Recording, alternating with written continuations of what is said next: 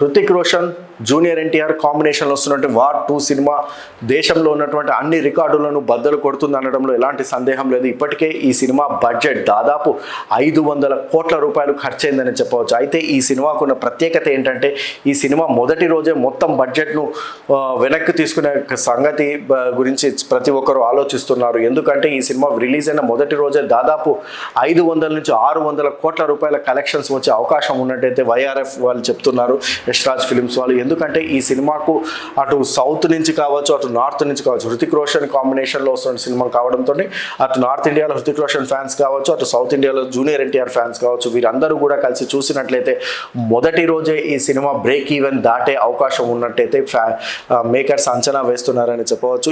ఈ సినిమాలో దాదాపు 150 కోట్ల రెమ్యునరేషన్ జూనియర్ ఎన్టీఆర్ తీసుకుంటున్నట్టు చెబుతున్నారు. అలాగే 100 కోట్ల రెమ్యునరేషన్ హృతిక్ రోషన్కి ఇస్తున్నట్టయితే తెలుస్తుంది. ముఖ్యంగా ఈ సినిమా పోరాట సన్నివేశాలు ఈ సినిమా మొత్తానికి హైలైట్ అని చెప్పవచ్చు. యూరోప్లోని పలు దేశాల్లో ఈ సినిమా షూటింగ్ అయితే ఇప్పటికే నిర్వహించారు. అటు దక్షిణ అమెరికాలో ఉన్నటువంటి మెక్సికో కావచ్చు, కొలంబియా కావచ్చు, అలాంటి దేశాల్లో కూడా ఈ సినిమా షూటింగ్ను నిరాఘాటంగా నిర్వహిస్తున్నారని చెప్పవచ్చు.